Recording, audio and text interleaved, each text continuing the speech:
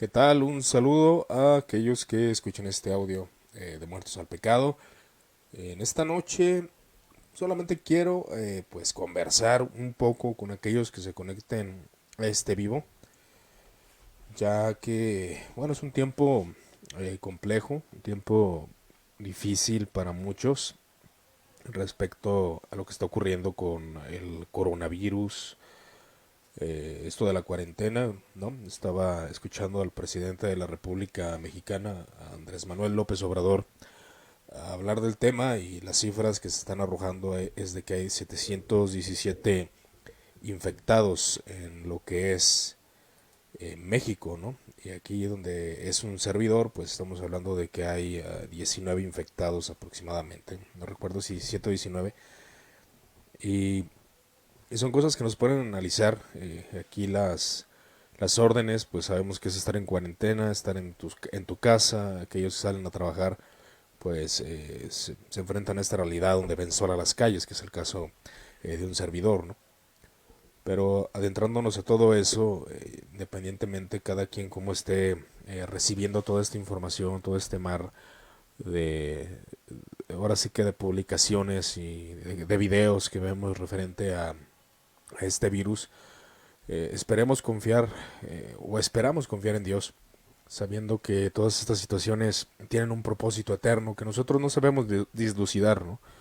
Comúnmente se habla de que es un juicio, de que si es el Señor el que está utilizando esto, que obviamente sí, pero sabemos que tenemos que tener una conciencia limpia en el sentido de cómo argumentamos lo que Dios hace, ¿no?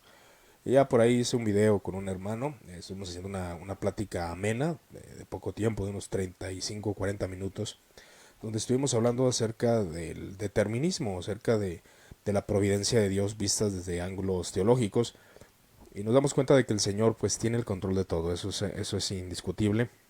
Debemos de confiar en este propósito que Él tiene para esto, eh, confiando indiscutiblemente. Yo sé que es más fácil hablar cuando no nos está ocurriendo a nosotros, sino que lo vemos, aunque de manera indirecta, pues nos está afectando a todos, ¿no?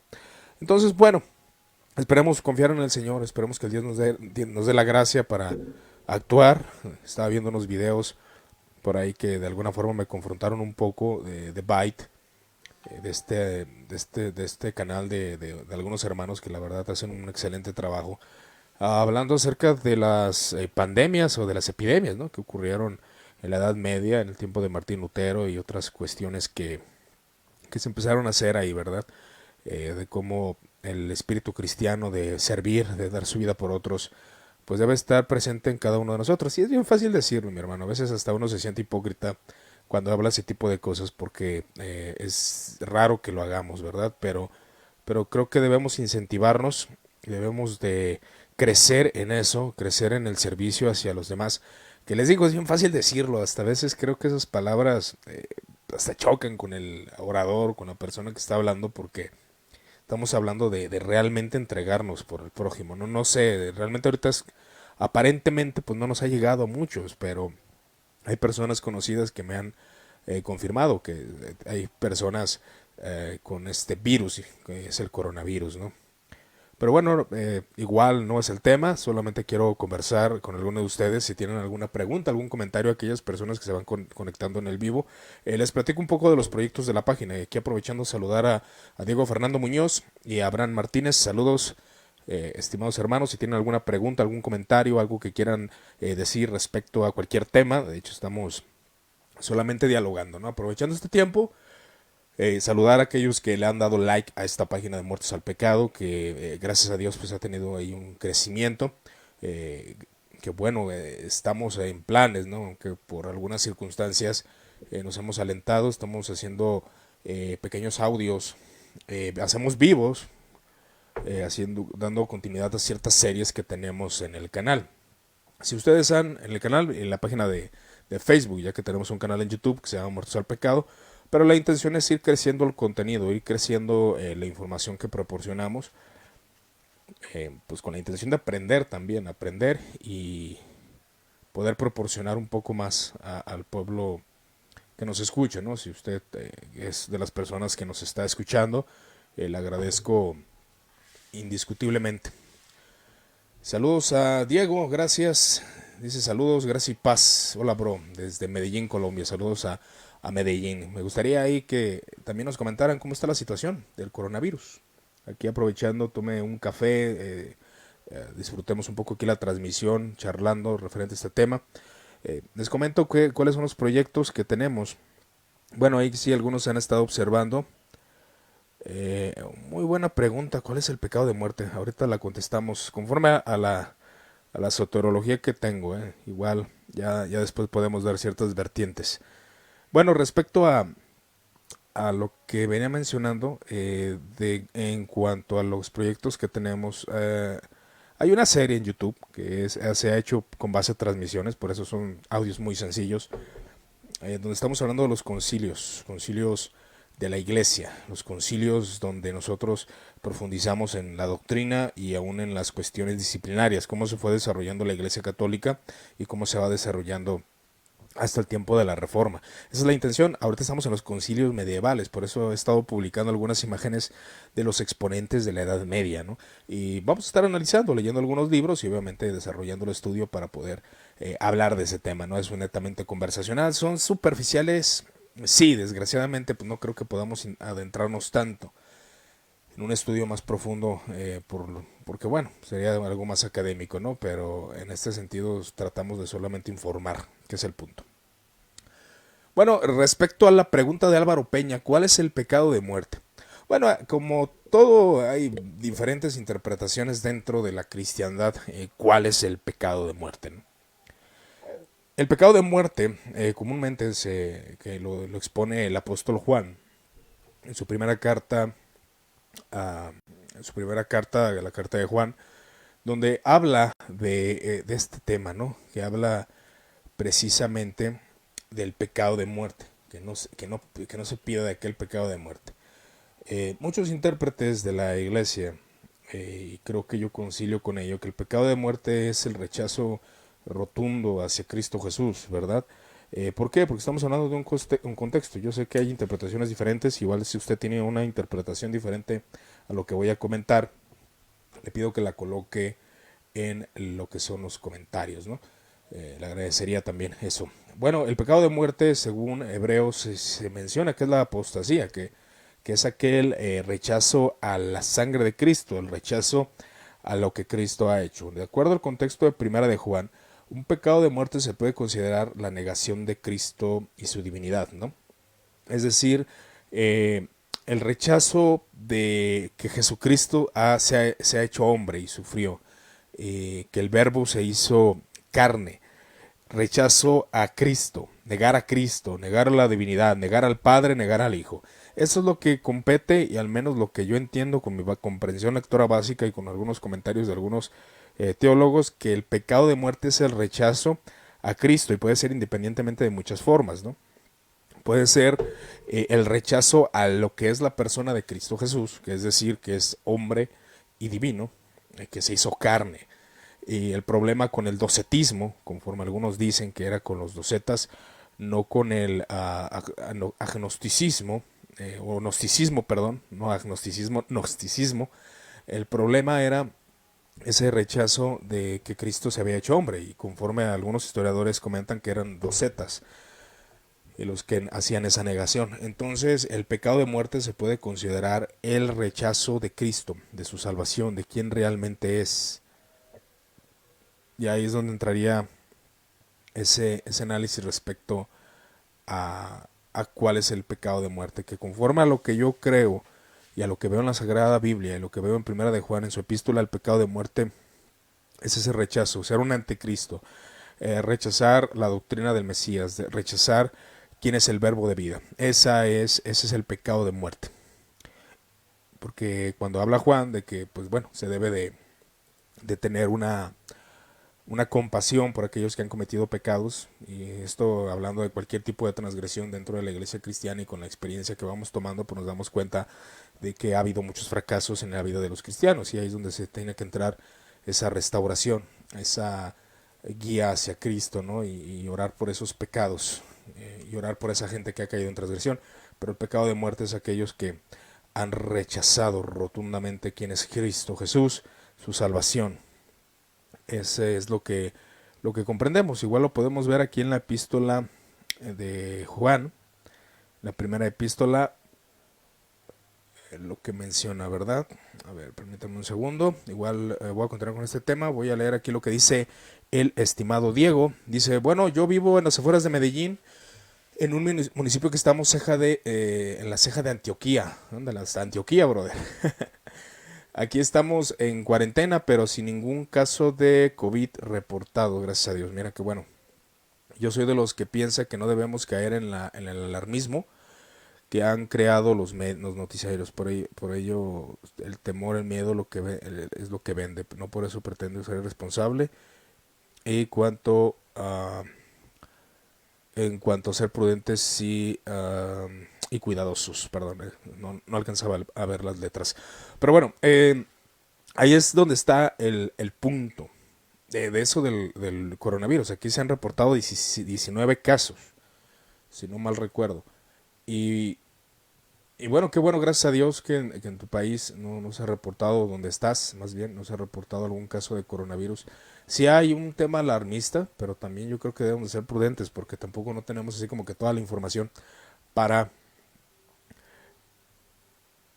para checar esto. Estaría bien que llevaras más contenido a Spotify o a SoundCloud. Sí, Abraham, de hecho, bueno, tenemos ahí varios, no sé si a lo mejor lo dices porque hay poco contenido ahí, todavía no hemos, pues ahora sí he puesto algunos temas, de hecho, qué bueno que me recuerdas, voy a subir ahí un audio que tengo pendiente, pero sí tenemos ahí nuestro espacio en Spotify. Voy a seguir subiendo. Yo creo, primero Dios, pues bueno, estoy trabajando en el de Concilios, Confesiones y Credos. No he querido grabarlo o hacer el vivo porque siempre lo hago así. Hago el vivo en el canal, o en el canal de YouTube o directamente aquí en Facebook y ya después lo cargo hacia, hacia lo que es Spotify. Ya después ahí el audio lo subo a Spotify y, y bueno, ahí es donde creo que tienes razón, no he subido tanto contenido, tengo más contenido en YouTube, pero yo entiendo que es más fácil pues descargarlo y escucharlo, ¿no? Dice Freddy, hola, saludos desde Guatemala. Hace un rato que hicieron una pregunta, la cual decía qué pasó con Cristo durante los días de que permaneció muerto. Hace un rato ok, mira Freddy, otra vez, ese tipo de preguntas, igual no me gusta ser dogmático en ese sentido, pero algo sí les voy a comentar. Y la interpretación que más ha abundado cuando Cristo muere en la cruz del Calvario, ahí se va a oír un pequeño ruido, es el ventilador que está haciendo un poco de calor aquí. eh, Se menciona y se afirma que cuando Cristo muere en la cruz del Calvario, desciende a predicar a los muertos, es decir, a aquellos que murieron en el antiguo pacto sin verle, que tuvieron una fe en él, pero descendió a lo que se le conoce el Hades, el lugar de los muertos, donde algunos argumentan que las almas de aquellos que creyeron en Cristo Jesús y aún de los que no creyeron estaban ahí, pero divididos conforme a lo que se menciona respecto, aunque algunos dicen que es una parábola, a lo que es el lugar, el seno de Abraham. El seno de Abraham, y ahí es donde estaban digamos, los creyentes. Cristo desciende y predica a esos espíritus, estando 3 días en el centro de la tierra. Son pasajes bastante oscuros, es algo polémico, pero ahí es donde algunos se agarran para decir, testigos de Jehová dicen, donde Cristo muere rotundamente sin señal de vida, ¿no? Porque no hay un alma, no hay un espíritu, que es lo que ellos enseñan. Cuando Cristo, y lo que se enseña conforme a los concilios ecuménicos, es de que sí, la naturaleza divina está en Cristo, digamos, una unión hipostática, donde no se confunde la naturaleza humana con la divina, pero están operando las dos naturalezas en Cristo. Entonces Cristo tenía un alma humana, es verdad, y la divinidad nunca se separó de Cristo Jesús, eso es imposible. Entonces lo que se afirma por algunos exponentes, aún en la patrística, es de que Cristo estuvo en el centro de la tierra, juntamente con esas almas, predicándoles, enseñándoles, mostrándoles el reino. Entonces ahí es donde podemos ver esa interpretación. Algunos dicen que no, que Cristo no estuvo en ningún lugar. Eso ya afirma aquella interpretación de los testigos de Jehová u otros grupos. Pero yo creo que sí estuvo en un lugar 3 días hasta que resucitó a los muertos, ¿no? Y cuando dice los textos de que llevó cautiva la cautividad, es decir, que llevó a todos los creyentes del pasado a la presencia de Dios, es decir, los ascendió al cielo. Esa es la interpretación que muchos han hecho, y yo creo que es la más, al menos en mi postura, ¿no? Seno de Abraham. Se dice que el seno de Abraham y el paraíso son sinónimos para el cielo. No sé si sea correcto. No lo veo como sinónimos. El paraíso, o que se dice que el paraíso, ¿no? En este sentido, igual, no sé si alguno me pueda corregir por ahí. Igual se lo agradezco si lo hace. Pero el paraíso se mencionaba como estarás conmigo desde ahora en el paraíso, que es, bueno, ahí es donde entraría esa interpretación, ¿no? Porque cuando en ese momento, como que ahora mismo, ¿no? Entonces habrá descendido el hombre de la cruz del Calvario, el hombre que estuvo en la cruz, juntamente con Cristo, al Seol en ese momento. Es muy probable que sean ciertos sinónimos si lo vemos desde esa perspectiva, ¿no? Y creo que sería algo de considerar, de que sean sinónimos el paraíso y el seno de Abraham, aunque no son enseñanzas pues, realmente muy claras. Es algo muy interpretativo. Y ese tipo de interpretaciones pues pueden ser muy abiertas, ¿no? En ese sentido, aunque el alma humana de Cristo tuvo que estar en algún lado, porque eso apoyaría mucho a aquellos que creen que no hay un alma humana, que no hay un alma, que el hombre no tiene un alma, digamos que cuando muere no se desprende del cuerpo, ¿no? Y eso es lo que afirman algunos herejes en ese sentido. Dice Abraham, ¿el hombre tiene alma y espíritu y cuerpo? Una vez escuché a un pastor reformado decir que no. Los pastores reformados, y de hecho, bueno, yo he tenido mucha relación con algunos reformados, y el reformado no te va a afirmar una tricotomía, ¿no? Te va a afirmar una dicotomía. Es decir, que el espíritu y el alma son sinónimos. Son sinónimos, realmente son sinónimos. Ellos van a afirmar, y es cosa que yo también creo, ¿no? Ser un sinónimo cuando leemos espíritu y alma. La escritura, cuando Pablo lo menciona, dicen que es un sobreénfasis, espíritu y alma, cuando lo menciona. Pero que no hay tres partes en el ser humano, sino que es el alma. El alma es la que es vivificada. El alma es la que es regenerada, transformada. El cuerpo está a punto de ser transformado, y eso va a ser cuando Cristo venga, ¿no? Entonces, sí se afirma comúnmente que no tenemos tres partes, sino que somos dos partes. Y es donde se menciona esto. No hay texto para afirmar tal doctrina tricótoma, excepto el texto que vemos en Primera de Tesalonicenses. Y creo que podemos verificarlo. Y yo creo eso, que el alma y el espíritu son sinónimos. Entonces, cuando el cuerpo humano muere, se desprende el alma. El alma es eterna, el alma no tiene un final. Entonces la dicotomía es lo que se considera por parte de muchos exponentes de la Reforma. Yo he escuchado de la tricotomía, pero por parte de pastores carismáticos. No digo que sea una postura herética, claro que no, pero no me cobra mucho sentido, ¿verdad? Igual, eso lo podemos verificar. Entonces dice Diego que es un pasaje oscuro, hay varias posturas. Sí, en ese tema son varias posturas, ¿eh? Entonces no quiero ser dogmático respecto a eso, porque son pasajes que pues no se tiene una certeza, ¿no? de que realmente pasó, porque se toman textos de un lado, de otro, para formar esa conjetura respecto a Cristo, ¿no? Y a su descenso al centro de la tierra, y que sí lo menciona. Y a mi parecer pues es algo congruente, entendible, y creo que podemos nosotros ahí tomarlo, ¿no? dar una explicación conforme a ese concepto, que muchas escuelas cristianas lo niegan, otras escuelas cristianas no creen eso y tienen otras posturas referente a eso, y que creo que no está mal. Ahora, lo que sí está mal es negar la eternidad del alma, ¿no? Creo que es una doctrina pues que lleva precisamente a eso, a la herejía, al negar que el hombre no tiene un alma, ¿no? ¿Por qué? Porque pues bueno, te dicen el hombre muere, no hay nada, no hay nada más allá, y es lo que pues los testigos de Jehová afirman, ¿no? Que se salen mucho de la ortodoxia cristiana.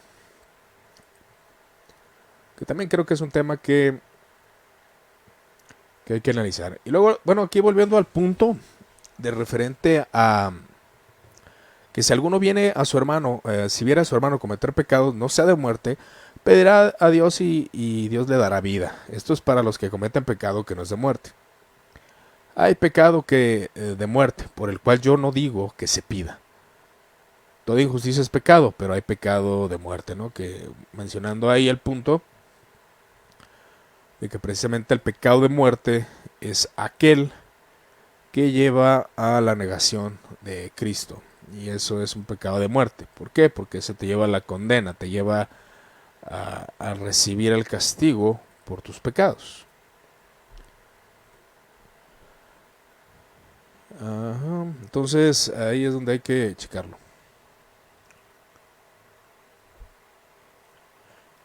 Exactamente, Diego. Dice Diego, yo considero la tricotomía y la dicotomía una doctrina secundaria. Sí, es muy secundaria, la verdad, no tiene mucha trascendencia, ¿verdad? A negar que niegas, con decir que tienes espíritu y alma.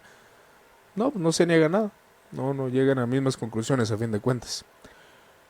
Cualquier posición respetable y creer en la tricotomía no hace a nadie hereje, como tú dices. Bueno, igual ahí, no sé si leí bien o estoy entendiendo bien. Pero sí, no es herejía creer en la tricotomía. Es herejía, pues más bien yo me refería a la doctrina de los testigos de Jehová, ¿no? ¿Por qué? Porque ellos los lleva a negar la eternidad del infierno. Y bueno, es un tema que no se habló hasta los concilios medievales, ¿no? Referente a cómo era el infierno. En cuanto al infierno, también hay diversas posturas. Pero algo que la cristiandad ha confirmado es de que lo que no se debe de negar es la eternidad. La eternidad del Espíritu, la eternidad, perdón, es que estaba viendo aquí la blasfemia del Espíritu Santo, la eternidad del infierno, es lo que no se debe de negar, y eso es lo que lleva a los testigos de Jehová pues a hacer esa negación, ¿verdad? Y conforme a los concilios ecuménicos, por los testigos de Jehová sí son herejes por la negación que hacen de la divinidad de Cristo y otros detalles, ¿no? A eso me refería. Gracias por la respuesta, dice Abraham, no, gracias a ti por comentar. Dice, dentro de los pecados de muerte está la blasfemia del Espíritu Santo. Conforme a la interpretación, sí, ¿por qué? Porque cuando vemos ahí la blasfemia del Espíritu Santo, es porque la blasfemia, de acuerdo al contexto, era que se le atribuía al Espíritu Santo lo que es la atribuir que Satanás obraba, que era Satanás el que obraba, ¿no? Y Jesús afirmaba que la blasfemia contra el Espíritu Santo no será perdonada, pero conforme a lo que alcanzo a ver en las Escrituras y conforme a lo que yo he estudiado y conforme a lo que me han enseñado, es de que es precisamente lo que lleva al punto, a la negación de lo que Cristo, el testimonio que estaba dando el Espíritu Santo, que el Espíritu Santo estaba dando testimonio de Cristo. Y al haber esa negación por parte de aquellos que le cuestionaban, entonces en Mateo 12:31 es donde se habla esta parte, ¿no? Igual ahorita vamos a dar lectura, pero conforme al contexto volvemos al mismo, a la misma conclusión, que digo que puede ser tal vez una interpretación que se hace conforme al compendio de doctrina bíblica referente a esa blasfemia del Espíritu Santo.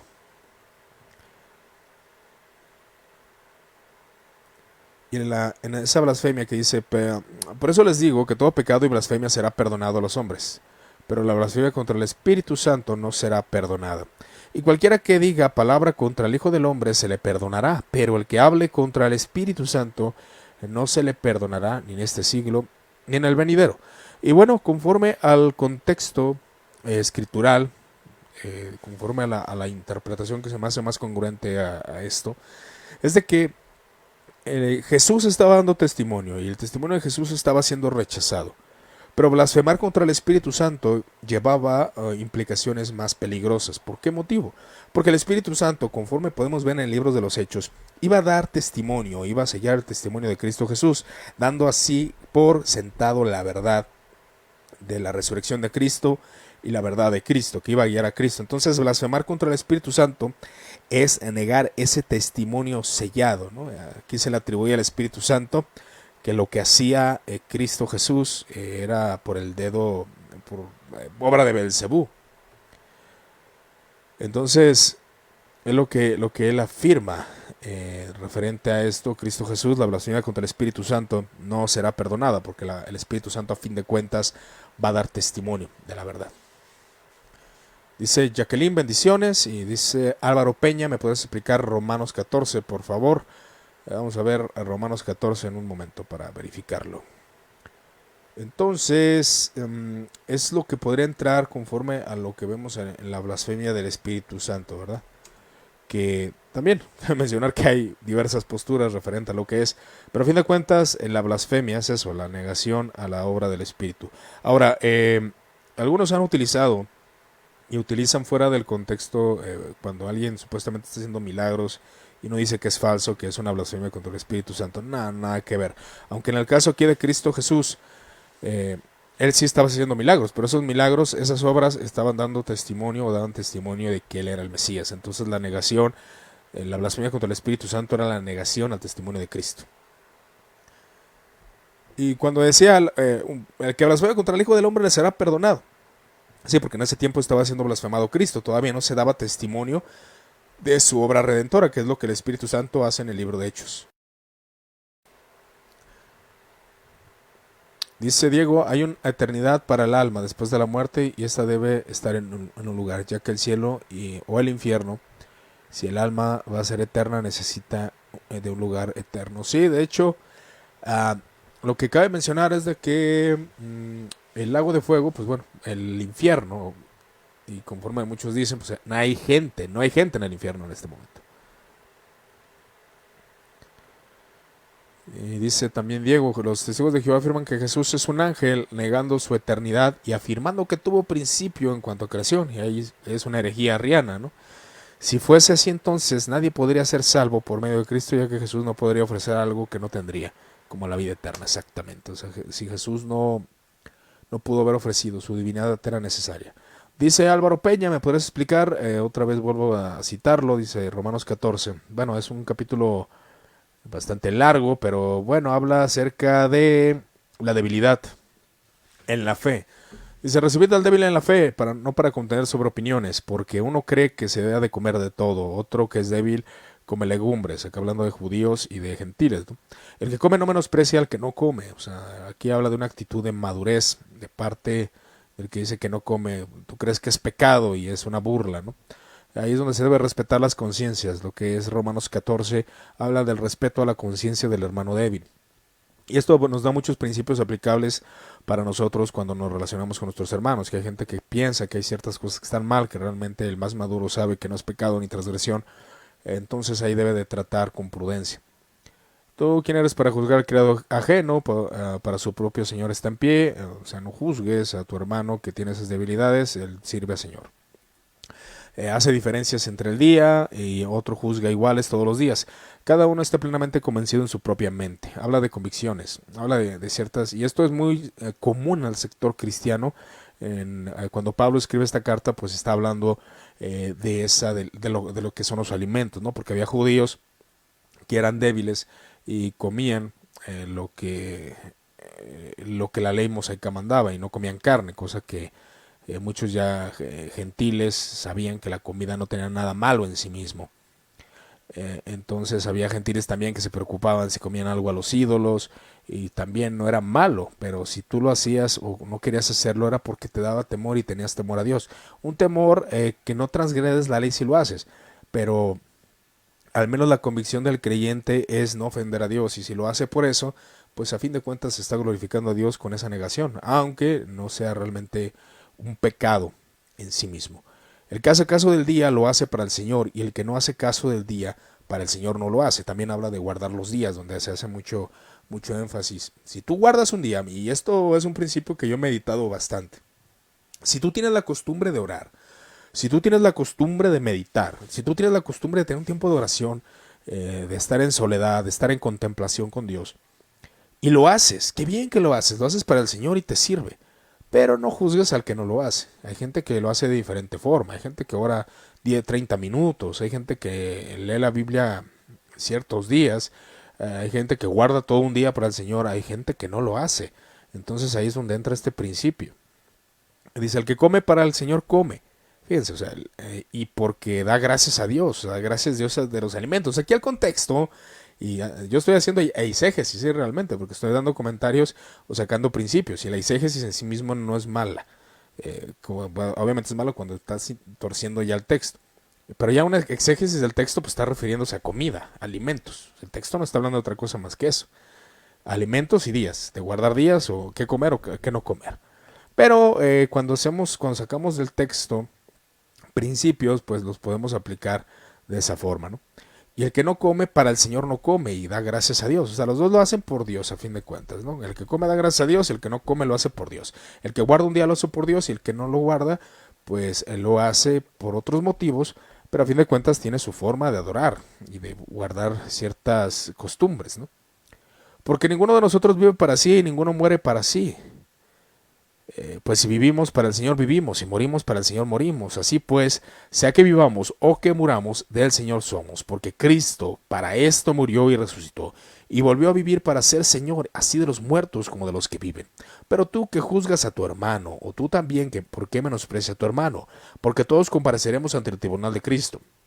Por eso está escrito, vivo yo, dice el Señor, que antes ante mí se doblará toda rodilla, y toda lengua confesará a Dios, de manera que cada uno de nosotros dará a Dios cuentas de cada uno. Así que ya no juzguemos más los unos a los otros, no juzguemos de que este no hace bien las cosas, yo las hago mejor, sino que más bien decidid no poner tropiezo o ocasión de caer a tu hermano. Es ver por el bien de tu hermano. Si tú tienes una opinión que va a afectar al hermano, y creo que aquí todos hemos arruinado eso, debemos de callar a veces. Yo sé y confío en el Señor Jesús que nada es inmundo en sí mismo. Aquí lo explica Pablo referente a la comida. Pero si por mi comida mi hermano es contristado, entonces por amor no lo voy a comer. Si mi hermano es contristado por cierta literatura que leo, pues no le voy a mostrar el libro. Eso aplicaría, ¿no? O sea, literatura referente. Porque hay gente, ¿no? Que tú puedes estar leyendo a cierto exponente de otra denominación y para alguien es así como que no, ¿por qué estás leyendo a él? Y bueno, ahí puedes guardar ciertos principios en lo que la persona va madurando.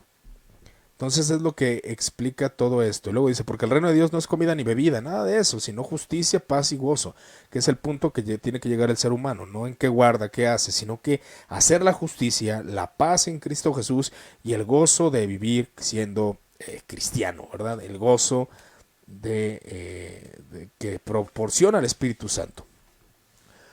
Porque el que no sirve, el que en esto sirve a Cristo agrada a Dios y es aprobado por los hombres, etcétera. Entonces Romanos 14 habla de eso, de los alimentos. O sea, el contexto está hablando, la iglesia en ese contexto puede comer animales, otros puras verduras, otros de lo que bebían o los días que guardaban. Esa era la polémica en los tiempos de Romanos 14. Entonces aquí era de que si tú guardas ese día, al que no lo guarda o al que lo guarda, pues igual, hasta guárdalo con él.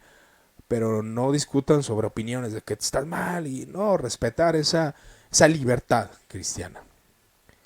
Y el débil en la fe, pues es aquel que cree que debe hacer ciertas cosas que no son explícitas en la palabra de Dios. El maduro en la fe debe entender que es a la obediencia a la moral y a la ética de Dios y vivir conforme a su ley, ¿verdad? A su ley moral y esos aspectos. Entonces Romanos 14, eso es lo que nos podría enseñar, ¿verdad? Que bueno, que viene siendo algo muy limitado, pero igual más o menos se lleva la idea. Dice, gracias por la respuesta. ¿De qué se trata el tribunal de Cristo?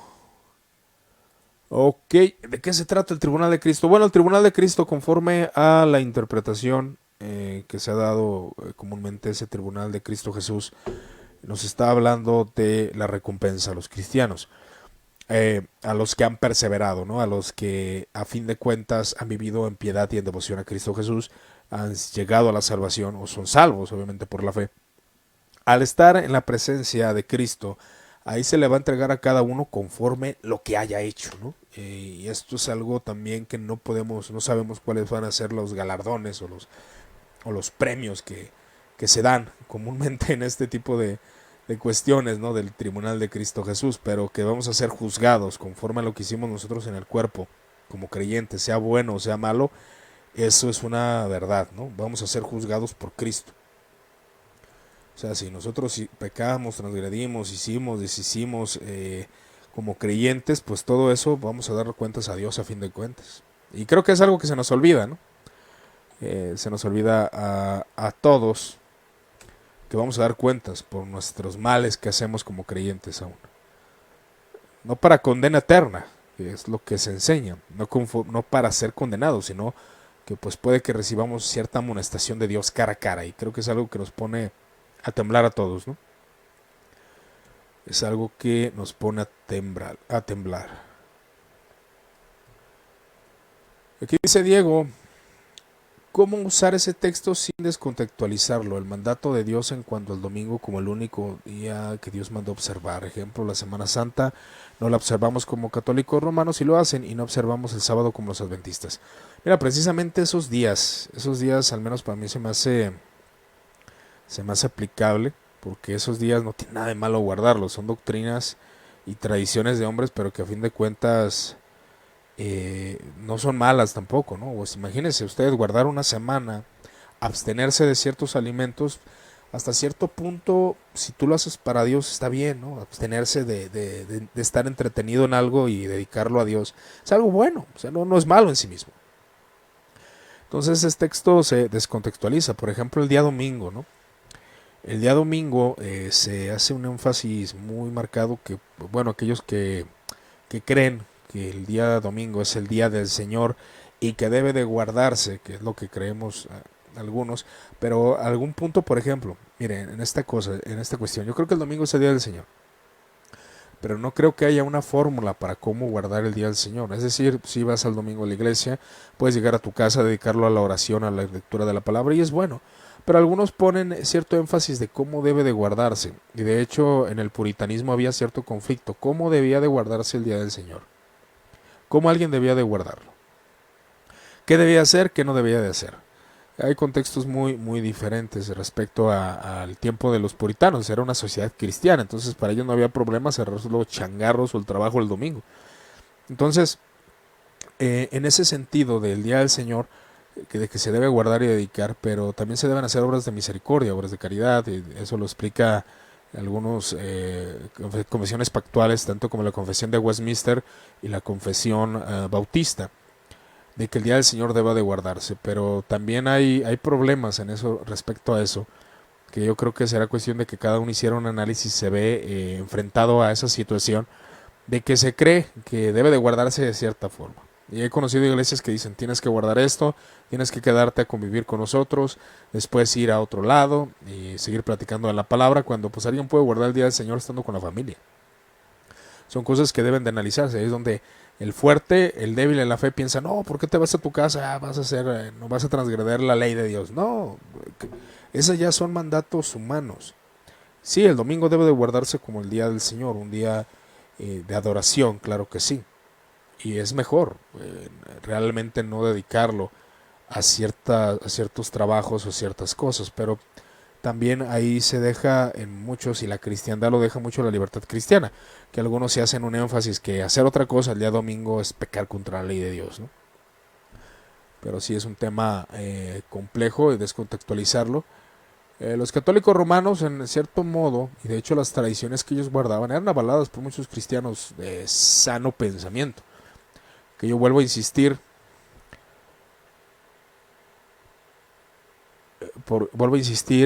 en eso respecto a que los días no son malos de cómo lo guardes. pero lo malo es ya la imposición de ciertas cosas que no son explícitas. ¿Cuál es tu postura sobre la teología de la prosperidad? ¿Qué es o no es una herejía? Es que depende qué prosperidad, ¿no? Porque la Biblia sí tiene una teología de prosperidad. Sí hay una teología de la prosperidad en la Biblia.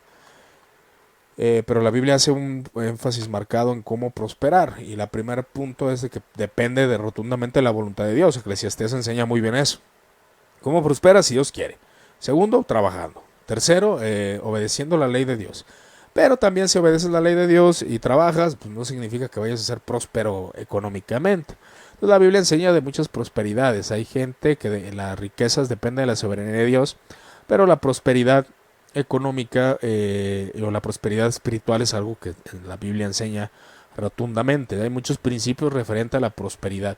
Y sí, la teología de la prosperidad está desenfocada. ¿Por qué? Porque la teología de la prosperidad creo que es un error doctrinal, porque alguien yo creo que podría ser salvo y aún tener esas ideas. Lo considero un error, ¿verdad? Pero un error, garrafal. Tal vez no trataría de usar la palabra herejía, pero sí un error. ¿Por qué? Porque se está desbordando una enseñanza bíblica. La Biblia sí enseña de la prosperidad, enseñaba que muchos de los patriarcas fueron ricos y muchos de los grandes exponentes como Salomón, David, fueron ricos. Entonces no hay problema con la prosperidad económica. El problema es decir que todo ser humano va a ser próspero cuando la misma Biblia dice que depende de la soberanía de Dios. Para mí es un error doctrinal y es un desequilibrio totalmente, ¿verdad? ¿Qué pasó entre el versículo 1 y el versículo 2 de Génesis? ¿Por qué la tierra estaba desordenada? Dice por ahí un exponente que había una tierra preadánica, ¿no? De los ángeles pelearon y se hizo un desborde ahí de todo y por eso la tierra estaba desordenada y vacía. Siendo honestos, no sé hermano, la verdad, no es un tema en el que haya indagado, igual algún día lo indagaré. No, desconozco qué había ocurrido o qué ocurrió en ese momento, la verdad. Yo solo sé que estaba desordenada y vacía porque la Biblia lo dice, pero después indagaré sobre el tema.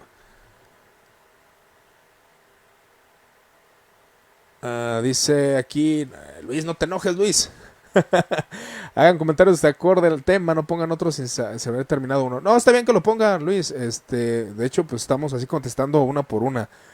Igual hay diferentes temas, igual voy leyendo uno por uno, trato de terminar uno y igual hasta me regreso a uno para concluir más. Pero sí está bien. Si quieren hacer preguntas, igual entiendo a Luis que pues, lo sacan ahí de contexto de decir o lo sacan de el punto, pero igual que las hagan, igual las vamos leyendo y ya voy a tratar ahí de acomodarlo. Dice Diego Fernando, los puritanos eran muy meticulosos en cuanto a cómo se debía guardar el día del Señor, así es. Se preparaban desde el sábado para ese mismo día. Yo valoro mucho que los puritanos hacían para prepararse para el día del Señor. Sin embargo, la cultura de épocas varían mucho. Exactamente, ese es el punto, la cultura.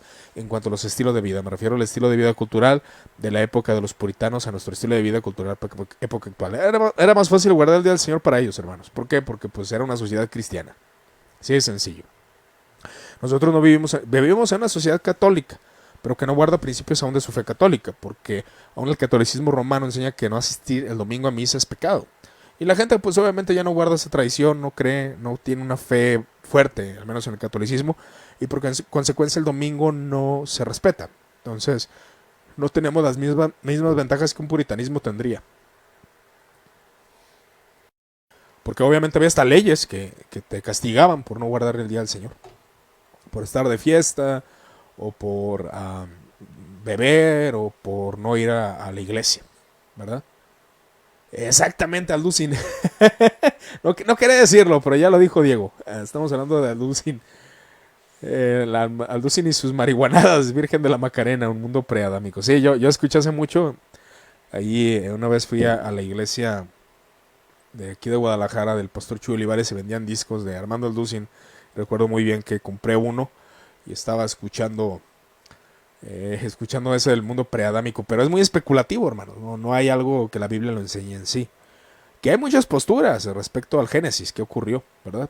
Por ejemplo, a una postura que podría considerar cuando habla de la serpiente. ¿Qué habla de la serpiente? Que bueno, la serpiente se le apareció a Adán y Eva Pero algunos dicen que la serpiente es algo alegórico.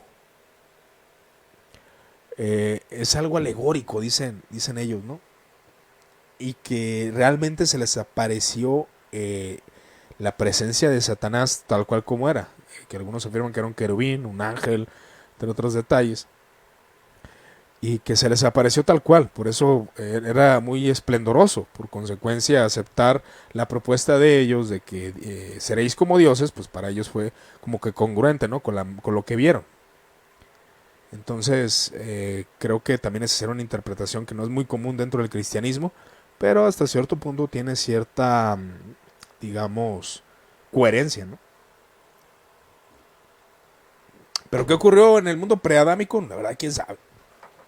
Luego de eso de la guerra que ocurrió eh, cuando Satanás se rebeló, pues la escritura eh, pues no habla tanto de eso. De hecho, cuando en Apocalipsis se habla de una guerra donde Miguel ataca a las huestes de Satanás, que Apocalipsis sí lo dice, hace referencia al nacimiento de Cristo Jesús, no al Génesis. Pero bueno, son puntos. Yo me las chuté todas. Sí, de hecho, no conozco a ningún cristiano cuando que haya empezado en la fe que no se haya chutado pues ahora sí que las predicaciones del buen Armando Ducin, ¿verdad?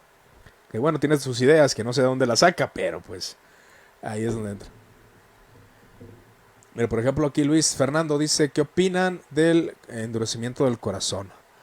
Bueno, depende. El endurecimiento es que se utiliza en muchos contextos, ¿no? Cuando un cristiano endurece su corazón o cuando un no cristiano endurece su corazón. ¿Quién lo endurece? ¿Lo endurece el hombre? ¿Lo endurece Dios? Depende cómo sería tu pregunta, Luis. Pero respecto al endurecimiento del corazón, pues viene siendo a la distracción o la poca percepción de las cuestiones espirituales. Yo no me refiero a espirituales a algo mágico, ¿no? Yo me refiero al hecho de obedecer la ley, de amar al prójimo, de entregar tu vida por el prójimo, de buscar a Cristo, de orar, de buscarle. Entonces son detalles que se dan tanto en el creyente y en el no creyente. Pero sí me gustaría, por ejemplo, Luis, que fueras un poquito más específico para entender más la pregunta yo, ¿verdad? Porque yo soy el que no, que a lo mejor estoy ahí no comprendiendo muy bien. Creo que me gustaría que me desglosaras un poco qué te refieres con el endurecimiento de corazón. ¿A qué punto, no? Que si el hombre lo endurece, que si es Dios, que si el cristiano se puede endurecer, que por qué se endurece. Bueno, pues se endurece por muchas cosas, ¿no? Por desenfoques, por distracciones, por codicias necias, por frustraciones, por odios, por envidias, por rencores, por pecados. Eso ocurre, ¿no? Y se endurece el corazón. El hombre ya no es tan sensible. Pero bueno, Dios en su gracia abre el corazón para que no permanezcamos en ese estado. Dice, yo tengo un video muy interesante sobre el significado de la serpiente. Ahora te lo envío en privado. Lo ves y si te parece compartes en tu página para que los demás lo vean. Claro que si bajo tu criterio si lo consideras aceptable. Sí, Diego, no hay problema. Igual ahí lo checamos y les comento a ver qué tal. Que sí hay diversas interpretaciones. Hay cosas que son en ese aspecto secundarios, ¿no? Hasta cierto punto, como dice la iglesia ortodoxa, que, hay cuestiones en las cuales el cristiano es libre de interpretación. Pero bueno. Dice Álvaro, ¿pasará a la iglesia la gran tribulación? Depende, si eres dispensacionalista, pues a lo mejor no.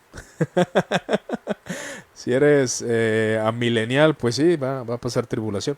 Sí, el amilenialismo, y es la postura que yo tengo, yo soy amilenial en cuanto a eso. Cuando dice que los santos van a ser perseguidos, los santos van a ser atacados, los santos van a tener la tribulación, entonces creo que la gran tribulación los cristianos van a estar presentes. ¿Por qué? Porque aún la historia avala, ¿no? Los cristianos han padecido muchas tribulaciones y la tribulación que se viene, pues viene siendo una tribulación que no dudo, o al menos no creo en la posición amilenial, no creo que haya un arrebato. A ver, explico esto. Un arrebato que Cristo viene, se lleva a algunos y deja a otros, ¿no? No, considero que cuando Cristo venga serán arrebatados y ya se va a dar el juicio. Serán arrebatados los que están vivos y los que murieron vendrán con Cristo Jesús y todos estarán en el juicio, ¿no? Entonces es inmediato el juicio. Entonces, según la interpretación milenial, efectivamente la iglesia pasará la gran tribulación. Sí, va a padecer esa tribulación. La doctrina dispensacional enseña que, bueno, que el Señor va a venir antes de la gran tribulación y se va a llevar a su iglesia. Y van a quedar los incrédulos, que va a dar cierta pauta de que crean, ¿no? No quiero ser falaz con la posición dispensacional, tampoco, no quiero hacer falaces, que es lo que comúnmente hacemos, pero sí enseñan cuestiones diferentes. Y hay dispensacionales más moderados que creen que la iglesia va a pasar la gran tribulación y después serán arrebatados. Pero conforme a la interpretación amilenial, efectivamente la iglesia va a pasar esa tribulación, conforme dice Apocalipsis, que el anticristo, ¿no? Hará tribulación contra los santos y los perseguirá. Entonces creo que la gran tribulación efectivamente la iglesia la padecerá, ¿no? Dice Diego, soy amilenial. Excelente, Diego. Diego, también es una doctrina secundaria, ¿no? Estamos hablando de puras doctrinas secundarias, doctrinas que no perjudican la salvación de un ser humano. Pero sí, conforme a la interpretación amilenial, estaría excelente que no pasáramos tribulación, ¿no? Pero pues, viendo las cosas, las circunstancias de este mundo, no dudaría que realmente nos tocara pasar la tribulación. Entonces, ahí es donde entra ese punto, mis estimados. Igual no sé si tengan alguna otra pregunta. ¿Cash Luna es salvo? No sé. No sé. Yo creo que si le preguntas a los cristianos, creo que el 90% te diría que no, ¿verdad? Te diría que no. Pero bueno, ahora sí que no. ¿Qué te puedo decir? Es que sí, sí, bueno, si con todo lo que vemos, alguien dirá, sí, no, no es salvo, no es salvo él, por todo lo que hace, ¿no? Por todo lo que realiza. Pero bueno, vamos a darle una oportunidad de que sea salvo, pero errado, un 10%, ¿no? Pero un 90% pues creeríamos que no. Por su predicación, por su actuar.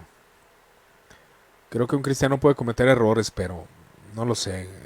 Creo que su forma de hacer las cosas no son muy ortodoxas y da mucho hincapié a decir que realmente no conoce a Jesús. Bueno, son doctrinas escatológicas en las cuales tampoco nos ponemos de acuerdo. Pues hay muchas cosas, hermano. En casi nada nos ponemos de acuerdo los cristianos, dicen por ahí.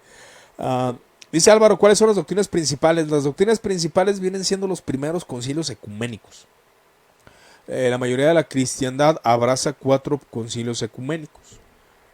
Que lo que es la iglesia católica y la iglesia ortodoxa guardan los 7. También muchas iglesias protestantes como luteranos y anglicanos, evangélicos, guardan lo que son los 7 concilios ecuménicos, que son algunos concilios que tenemos en el canal de YouTube. Si quieres conocer las doctrinas principales, debes de indagar en los primeros concilios ecuménicos, que habla de la cristología. ¿Qué habla de la cristología? Primeramente, la afirmación del credo apostólico. El credo apostólico habla de doctrinas de que Cristo se encarnó, se hizo hombre, el Padre, creo en el Padre, creo en el Hijo, creo en el Espíritu Santo, creo que son 3 personas diferentes, creo en el Hijo de Dios, que es consubstancial con el Padre, o sea, son de la misma sustancia, son divinos, son 3 personas diferentes. Cristo Jesús tiene una naturaleza humana, una divina, una unión hipostática, no se confunden las naturalezas, pero tienen las dos naturalezas unidas, no se confunden, no hay separación. El hecho de que Cristo es Dios, no son 2 personas, es una sola persona, que viene siendo ahí el concilio de Nicea, es donde guarda todos sus estatutos, que es el credo apostólico. ¿Quieres saber cuáles son las doctrinas fundamentales? Tienes que leer el credo niceno y el credo de Constantinopla, que es el credo niceno constantinopolitano, que son las doctrinas fundamentales de la fe cristiana. Esas doctrinas no se venden, no se dice, cada quien interprete como quiere. No, definitivamente no. Entonces, esas doctrinas de los 4 concilios, que es el concilio de Nicea, concilio de Constantinopla, concilio de Calcedonia y concilio de Éfeso, es lo que guarda la mayoría de las iglesias cristianas. Ya después está el concilio de Constantinopla segundo, tercero, y el concilio de Nicea, si no me equivoco, ¿verdad? Creo que no sé si me equivoqué, pero esos concilios, el concilio séptimo no es muy aceptado porque habla de las imágenes. Entonces No es muy aceptado por la, por las iglesias evangélicas. Pero esos concilios son de doctrina fundamental. Hubo errores, claro que sí, o sea, errores en el sentido de que hubo algunas injusticias, algunos malos tratos, entre otras cosas, pero sí debe de afirmarse eso, ¿no? Es el concilio de Nicea primero, Constantinopla primero, Efeso, Calcedonia, Constantinopla segundo, Constantinopla tercero y Nicea segundo, que vuelvo a insistir, los primeros, los que son aceptados por muchas iglesias es el de Nicea, Constantinopla, Éfeso y Calcedonia. Pero pues yo creo que los 7 concilios son importantes. Pero esas son las doctrinas claves acerca de la divinidad de Cristo, acerca del juicio venidero, acerca de su resurrección, del perdón de pecados. Esas son doctrinas fundamentales. Creo en un solo Dios Padre, Todopoderoso, todo lo que el credo de Nicea enseña, esas son las doctrinas fundamentales. Ya las otras doctrinas son, ya respecto a la gracia, en la gracia se empezó a debatir mucho ya, pero ya en la Reforma, de hecho había muchos conceptos de la gracia, que es algo que vamos a ver en el tema de concilios, confesiones y credos. ¿Qué piensan de lo que circula en las redes de Nuevo Orden Mundial y la actual pandemia? Pues eso siempre ha circulado desde que me acuerdo. No, pues qué te digo, hermano, son temas muy polémicos y exagerados muchas veces. Yo creo que, pues qué te digo, hermano, igual algunas verdades tendrán, pero qué te digo, la verdad son temas que no me llaman mucho la atención. Así que pues lo dejamos en, igual sería bueno indagar y cuáles son los errores dentro de esas teorías de la conspiración, que no solamente son del cristianismo, también hay mucha gente fuera de las iglesias que son muy conspiranoicos y están bien raros, la verdad. Dice Diego Fernando Muñoz, en cuanto a Cash, puedo darle un ejemplo de Judas que hizo Jesús, encomendó, hizo muchas cosas para Dios, corazón equivocado, al final ya sabemos que el resultado. Puede ser, puede ser. Es que respecto a esto de Cash, eh, yo entiendo que es un hombre que ha sido muy atacado. A veces ha sido, también la gente se ha pasado, ¿verdad? También con Cash.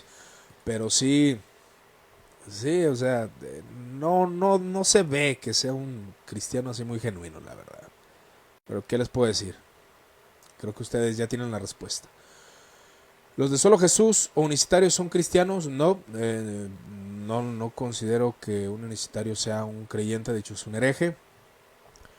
Hacen parte de la iglesia invisible. Es un tema bien polémico, igual voy a tratar de dar mi opinión ahorita. Deja de terminar de leer la pregunta, ya que niegan la Trinidad. ¿Podría considerarse como los arrianos? Hablaba con unos hermanos respecto a eso. Yo creo que una comprensión de la Trinidad al momento no es fundamental para la salvación. Ahora, explico esto. No quiero sonar hereje. Cuando muchos de nosotros nos convertimos no teníamos una comprensión de la Trinidad. No sabíamos que eran 3 personas diferentes, etc. Solamente el Espíritu Santo nos iluminó para entender que Cristo es Dios. Entonces, creo que un cristiano, por ignorancia o por error, puede creer una herejía por un tiempo, pero no permanece en ella. Yo creo que alguien con conocimiento de causa de la doctrina de la Trinidad, que realmente la conoce, porque estamos hablando que los concilios eran de gente, de maestros, ¿no? Si un maestro de la iglesia conoce la doctrina de la Trinidad y cree que el unicitarismo o el modalismo o sabelianismo, como común se le conoce en la iglesia antigua, son herejía.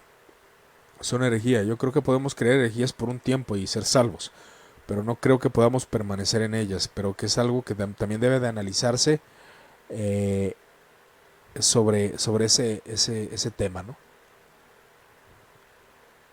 Entonces creo que si un unicitario podría, o sea, tal vez en sus comienzos tener un concepto errado de la Trinidad, pero no permanecer en ello, ¿verdad? Eso es lo que yo creo. Entonces muchos niegan eso y si alguien niega la Trinidad, ya conociendo la Trinidad, creo rotundamente que es un hereje y no es parte de la iglesia universal, de la iglesia católica, como lo mencionaban estos credos, esa iglesia universal, esa iglesia que está conforme a los mandamientos. Dice también Diego, no son arrianos. De hecho, ahí afirmamos eso. Alguien que es unicitario es modalista. Es sabeliano, la doctrina de Sabelio. Tres modalidades de Dios. El Padre se hace Hijo, el Hijo se hace Espíritu Santo, una sola persona. Entonces eso es lo que podría considerarse como algo herético, ¿no? Y sí, de hecho es una herejía, realmente lo es. Y todos comenzamos siendo herejes, pero vamos siendo purificados por eso y guiados hacia la verdad de la declaración. Igual muchas personas no entienden a veces la unión hipostática bien, no la entienden correctamente, pero no niegan la divinidad de Cristo, no niegan que fue hombre. Algún entendimiento tienen, pero podemos tener conceptos equivocados respecto a la persona de Cristo e irlos puliendo. Dice Diego, muchos cristianos niegan la unión hipostática de Cristo cuando dicen que María no fue madre de Dios, hacen una negación de la naturaleza humana y divina de Cristo. Sí, es cuando se hace esa separación, que María es madre de Cristo, se está mencionando que solamente el cuerpo humano y que la divinidad pues, parece que no estaba presente, ¿no? Y es lo que se le conoce como nestorianismo. Ahí es donde se hace esa división de las dos personas, o más bien de la persona de Cristo, y se hacen dos personas. Y eso fue condenado. Por eso cuando se dice María, Madre de Dios, se está afirmando que Jesús es Dios y Jesús es hombre. Y ahí es donde la unión hipostática es más desarrollada en el Concilio de Calcedonia, ¿verdad? Entonces ahí es donde entraría ese punto de las doctrinas principales. Y las doctrinas principales son rotundamente importantes para la salvación. Ahora que cuando la iglesia hace todos esos conceptos, aun cuando no estaban muy, muy de acuerdo con el término homousios, porque dicen que apoyaba el sabelianismo.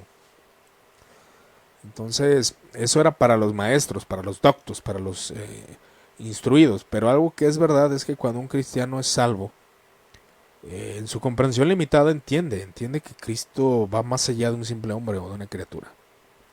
Entonces, pues una persona puede tener conceptos equivocados, pero no permanecer en ellos. O igual permanecer en ellos, pero de una forma por ignorancia. Porque la salvación no es por gnosis, sino por la fe en Jesucristo. Pero que es una verdad que el Espíritu Santo lleva a ver a Cristo como Dios. Eso es indudable. Cuando Jesús dijo los guiará toda verdad, es esa verdad. Reconocer a Cristo como lo que es, divino y humano. Dice, ¿qué harás cuando estés en el cielo?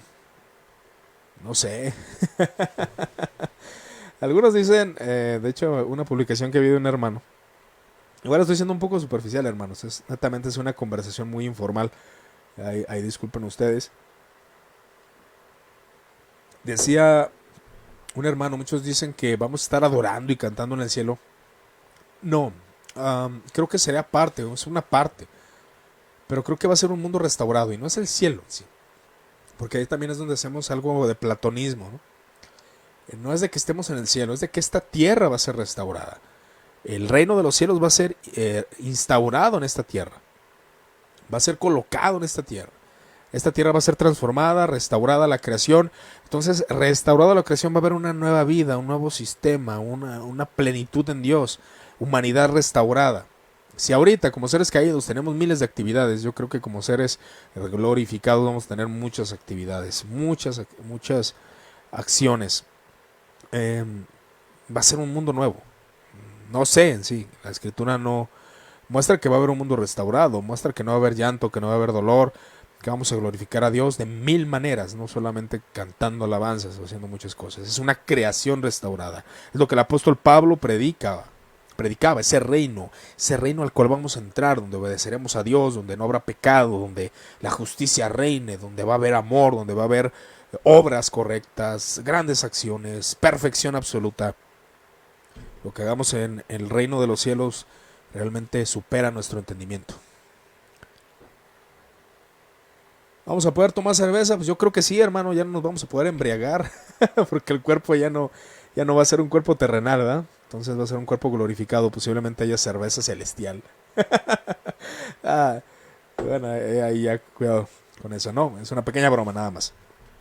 Pero sí, o sea, puede haber muchas cosas que nosotros como creyentes o cosas regeneradas, cosas transformadas, todo. O sea, ya no va a haber ese pecado que nos lleva a pensar mal, a hacer malas acciones, a abusar de los alimentos, a abusar de las bebidas, todo eso.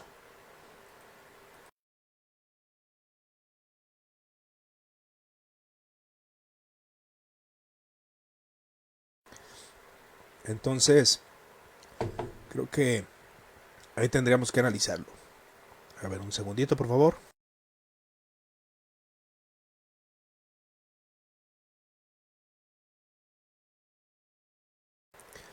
Entonces, pues sí, ahora sí que va a haber todo restaurado, dice J.R. González, buen amigo.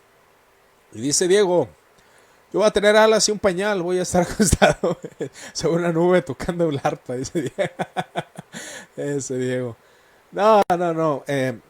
Creo que hay conceptos que debemos aclarar referente a qué va a ser el reino de Dios, ¿verdad? Porque es muy limitado lo que muchas veces creemos respecto al reino de Dios, ¿no? No solamente es cantar alabanzas, no son coritos desentonados, como en la iglesia muchas veces lo hacemos, no. No, no, no, va a ser un reino perfecto, perfección absoluta, vivencia, una vida en Dios. Si aquí al menos se puede ver el reino de Dios, porque el reino de Dios está instaurado desde que Cristo vino a esta tierra. El reino de Dios se ha acercado y nosotros lo podemos ver, trabajamos, vivimos, queremos hacer las cosas para Dios, pecamos, fallamos, cometemos transgresiones a su ley, las confesamos, recibimos su gracia. El reino de Dios es palpable aún en la tierra. ¿Hay pecados más graves que otros? Otra polémica teológica, pero te voy a dar mi opinión. Sí, sí hay pecados más graves que otro en cuanto a consecuencias. No es lo mismo, no es lo mismo que un hombre cometa adulterio físicamente a que un hombre haya visto una mujer, la codició, pero se arrepintió y intrínsecamente ante la ley de Dios, ante los mandatos externos de Dios, pues ya pecó. Adulterio es codiciar a una mujer desde el corazón. Pero a lo mejor la codició y ya después se negó. Pero sí, ¿por qué? Porque será más grave el hecho carnal, porque trae consecuencias más terribles, ¿no? Trae consecuencias más terribles. Son graves en cuanto a consecuencia. De hecho, ahí podremos mencionar la doctrina de la Iglesia Católica, lo que es los pecados mortales y pecados veniales. Digo, no estoy totalmente de acuerdo en ello, pero es una verdad de que hay pecados que no llevan a más, que si pecas, ofendes a Dios, porque todos los pecados son abominables a la presencia de un Dios santo. Pero, pero hay pecados que son más graves por la consecuencia que nos traen. No es lo mismo gritarle fato. Ahora, vamos a poner este ejemplo. Jesús dijo, cualquiera que mira a una mujer para codiciarla, ya adulteró con ella en su corazón. ¿Es un adúltero de corazón? Ante Dios es un adúltero, claro que sí. Pero el que comete el acto carnal, realmente, aunque hay muchas implicaciones que deberíamos explicar y profundizar más, vuelvo a insistir, esto va a ser muy superficial porque a lo mejor no estoy viendo ciertas aristas, pero no es lo mismo un hombre que cometa adulterio de corazón a un hombre que lo hace en el acto. ¿Por qué? Porque el acto, ahora que cuando alguien ya lo está haciendo de corazón, pues va a llegar al acto. Muchas veces así ocurre. Porque el acto realmente ya tiene las consecuencias graves. O alguien que le grita a alguien y lo odia en su corazón, pero no lo mata, ante Dios es un pecado grave. Pero las consecuencias no son iguales a odiar, a matar, porque la consecuencia va a ser más terrible en cuanto a consecuencias aún en este mundo, matar. Entonces, o cometer el asesinato. Pero ante Dios obviamente no eres una persona justa. Si estás odiando, si estás codiciando a una mujer desde tu corazón, no lo eres, no eres una persona justa, estás pecando. Y ante un juez justo es una transgresión a su ley. Pero la realidad es de que hay pecados que tienen un efecto más mortal en ese sentido, ¿no? En las consecuencias terrenas. Por eso un pecado mortal, aunque hay algunos, en cuanto a la Iglesia Católica, pues obviamente lo ve desde una perspectiva de que hay pecados mortales que pueden bloquear la gracia y hasta llevarte a la condenación, porque ellos obviamente creen que la salvación no se puede, puedes estar en el proceso de la salvación, pero caer de esa gracia y perderte. Pero desde el área protestante es de que hay consecuencias, hay pecados graves porque tienen más consecuencia que pecados que son internos.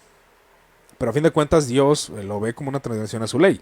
O sea, ante Dios eres culpable, pero las consecuencias son más graves cuando se cometen actos más abominables o más evidentes ante los ojos de los hombres y obviamente ante los ojos de Dios, ¿no? Entonces, yo considero que hay pecados más graves que otros, claro que sí. Pero puede ser que un pecado pequeño se vaya transformando en un pecado más grave, porque pues alguien empieza viendo cosas o codiciando a otras mujeres que no es su esposa y pues lo puede llevar al adulterio. Pero si hay pecados que son menos graves en el sentido de las consecuencias. Dice lo que es Diego Fernando Muñoz: la adoración aquí en la tierra es una preparación de la adoración en la eternidad. Claro que sí, que bueno, puede ser música o puede ser la vivencia, ¿no? Ahora la adoración no se limita a las alabanzas, sino no se limita sino una vida de obediencia, exactamente. Y eso también, pues imagínese usted, una vida en obediencia a Dios en el reino de los cielos va a ser pues importante, ¿no? Cuanto más vamos a adorar y glorificar a Dios en la eternidad con un cuerpo glorificado, va a ser excelente, hermano. Ni siquiera lo medio imagino, ¿no? En cuanto al pecado por obra, Dios va a ir más allá de los hechos, se irá en intenciones del corazón, es decir, el motivo. Eso debería hacernos temblar. Sí, el motivo, porque Dios va desde los motivos. Es lo que Jesús enfatiza en el Sermón del Monte, las intenciones. Dios juzgará las intenciones del corazón. Posiblemente no hiciste el acto carnal o el acto de hacer mal de manera física, no asesinaste, pero odiaste toda tu vida. Dios va a ir a esa intención, te va a juzgar por ese pecado, de manera bastante obvia. Pero vuelvo a insistir, al menos en la perspectiva de gravedad de consecuencias terrenas, puede ser un pecado más mortal, ¿verdad? Entonces, en ese sentido, que bueno, que cabe mencionar que pecados mortales dentro de otra denominación, pues lo pueden ver como una pérdida de la gracia, ¿no?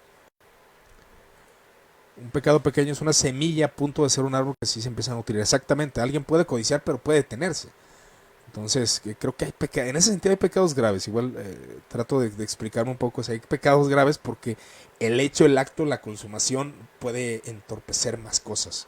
Alguien que está cometiendo el pecado en su humanidad, lo está pensando, lo está codiciando, pero se refrena, pues tiene menos consecuencias de gravedad, ¿no? A eso es lo que me refiero.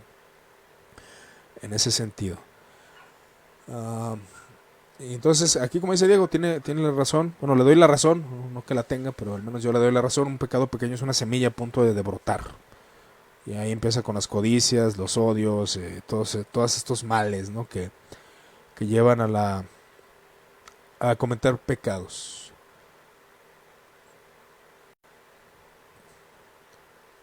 Entonces, pues bueno, ahí ya tenemos 1 hora, 12 minutos. Yo creo que aquí la voy a dejar. Igual solamente quería platicar un poco, vertir algunas opiniones. Entonces vamos a continuar. Comentaba, igual aquí creo que están en vigencia los dones espirituales hoy en la iglesia. Te hablaré con la posición que tengo, ¿no? Que yo soy cesacionista, pero en este tema trato de ser un poco abierto porque sé que verdaderos exponentes de la iglesia han creído la continuidad de los dones. En mi opinión, creo que cesan algunos dones, no todos, o sea, los dones espirituales no todos cesan. ¿Por qué? Porque de hecho es un don espiritual, la fe es un don espiritual, eh, lo que es el conocimiento, son dones espirituales que aún continúan, ¿verdad? Pero si hay ciertos dones que se menciona que fueron solamente para dar testimonio en el momento, lo que son las sanidades y lo que son el hablar lenguas, solamente para testimonio del momento. Después cesan los dones porque ya no tienen propósito, que esa es la posición del cesacionismo, ¿no? Entonces que ya no tienen esa continuidad, no tienen esa continuidad. Creo que ahí es donde tendríamos que ver esto de las lenguas. Que te soy honesto, hermano, trato de analizar las posturas. Y de hecho también en el canal de YouTube tenemos unos videos, bueno, son audios, pero igual los subo al canal de YouTube, donde hablamos de varias posturas, donde hablamos la posición cesacionista, que es la de un servidor, la posición abierta pero cautelosa, que hasta cierto punto me agrada un poco su forma de pensar. O sea, son abiertos a los dones pero cautelosos en cómo se expresan de eso. La posición pentecostal y la posición sería carismática, si no me equivoco. Entonces ahí está eso. Igual te recomiendo ahí que te vayas al canal de YouTube. De hecho está basado en un libro de un exponente que estimo y creo que el libro es bueno. Es Wayne Grudem. Grudem habla de ese tema. Bueno, él es el editor y son 4 exponentes diferentes que hablan de sus posturas en cuanto a los dones espirituales. En mi opinión creo que sí han cesado ciertos dones, pero no todos. Obviamente creemos en milagros, pero de manera providencial, no que hay un don así de sanidades como en el libro de los Hechos. No creo en eso, no creo que haya la misma continuidad. Y eso es lo que el cesacionismo más moderado, más enseña. No hay una continuidad en cuanto a los dones que ocurrió en el libro de los Hechos. Ahora un cesacionista cree que Dios puede hacer milagros, un cesacionista cree que hay eventos espirituales, pero de manera muy providencial, ¿verdad? Ese es el punto. Bueno, también es cesacionista aquí el buen Diego. Dios bendiga, hermanos, gracia y paz en Cristo Jesús. Bueno, les agradezco, mis hermanos, su amable atención. Esta es netamente una conversación. Ahí voy a seguir el consejo de mi estimado hermano por ahí que me dijo que suba más contenido a Spotify. Voy a tratar de hacerlo. Voy a tratar de subir más contenido a Spotify. Igual en YouTube, ya tenemos varios videos. Ahí usted puede ver lo que son los... Aquí dice el hermano, estaría bueno que llevaras más material a Spotify o a SoundCloud. Sí, de hecho, voy a llevar más material. Vamos a tratar ahí de agregar más. ¿Qué les iba a decir? Bueno, ahí en el canal de YouTube está el de Concilios, Confesiones y Credos. Igual aquí al estimado Álvaro. Igual te puedes dar una vuelta al canal de Muertos al Pecado ahí en YouTube y ver lo que son esos videos, esas series. Son audios, igual como los hago aquí, ya después los descargo y los subo al canal de YouTube. Pero igual vamos a estar tratando de hacer material un poco más especializado, con más edición y todo ese tipo de cosas. Igual estamos empezando, pero ahí vamos a darle continuidad a esto. No sé si tengan otra pregunta, otro comentario, cómo se la están pasando con esto del coronavirus. ¿Qué tal? ¿Qué están leyendo? Igual me gustaría, antes de despedirme, de manera así rotunda, a las personas que están conectadas, que están leyendo, a qué se están dedicando en este tiempo, ¿no? Igual ahorita yo estoy tomando un café aquí, disfrutando un poco también, poder compartir con ustedes, les agradezco su tiempo. Dice Álvaro, se podría decir que hay bueno, es Diego. Se podría decir que hay cesacionistas moderados y continuistas moderados. Sí, definitivamente, hermano. Definitivamente. Sí, no hay solo dos posturas, hermanos. Hay muchas posturas. Hay cesacionistas más moderados. Con cesacionistas moderados y hasta cierto punto me podría considerar uno de esos. Pero hay varias posturas. Al menos en ese libro menciona 4. Perdón.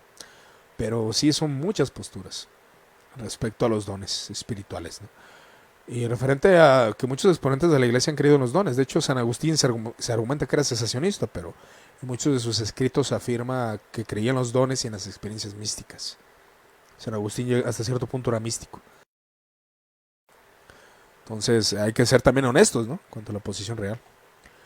Dice Álvaro, fue un tiempo de aprendizaje. Te deseo muchas bendiciones, hermano, y gracias por tu tiempo y de enseñanza. Pues gracias a ustedes. Igual aquí las opiniones también pueden ser falibles. Tratamos ahí nomás de dar nuestras opiniones. Dice Diego, estoy leyendo La escatología de Jesús de R.C. Sproul. Estimado R.C. Sproul, me gusta mucho cómo expone R.C. Sproul. También he leído algunos de sus libros. Me agrada su forma. Me agradaba porque bueno, ya falleció el buen hermano. Su forma de exponer bastante amena, bastante entendible, ¿no? De acuerdo a la posición calvinista del señor Sproul como presbiteriano. Francisco de la Cueva. No he leído nada de Francisco de la Cueva, hermano. No he leído nada. ¿Para qué te miento? Francisco de la Cueva fue un licenciado doctor en teología dogmática, evangelio egresado de la Universidad Pontificia de Salamanca. Francisco de la Cueva. Creo que de hecho ahí, bueno, he estado manejando algunos libros por ahí de algunos teólogos y cabe mencionar que pues también hay algunos teólogos de este nivel, ¿no? La Cueva tiene varios libros de editorial CLIE, de hecho, ahorita que lo mencionas. pero no he leído, la verdad, no he leído un libro de Francisco de la Cueva, pero la verdad con lo que estoy viendo ahorita aquí en internet, se ve que es un buen exponente, así que pues se los... Pues no lo recomiendo porque no lo he leído, pero igual me llamó la atención ahorita que lo mencionas. Igual después le doy una lectura y ya por ahí publico algo, a ver qué tal de Francisco de la Cueva. Ahorita ando leyendo un libro de Rodney Stark, Falso Testimonio, hablando de la posición anticatólica que muchos tienen, ¿no? Por el falso testimonio que se ha levantado contra la Iglesia Católica. Y es verdad, hay falsos testimonios referente a eso. Estoy leyendo el de Herman Ridderborn acerca del pensamiento de Pablo, un excelente libro de este pastor reformado. También estoy leyendo Para mí vivir es Cristo de Federico Pastor Ramos. De hecho, ahí, si Dios quiere, voy a hacer una dupla con un hermano de una página que se llama Metodismo Arminiano, hablando de Pablo, hablando de Pablo y de Juan, ¿no? Igual ahí vamos a tocar esos temas. Pues bueno, ya les doy gracias por su atención. Aquí ya me aventé 1 hora con 20 minutos, ya me está abriendo un poco la garganta. Les agradezco su atención y que Dios me lo siga bendiciendo. Hasta luego.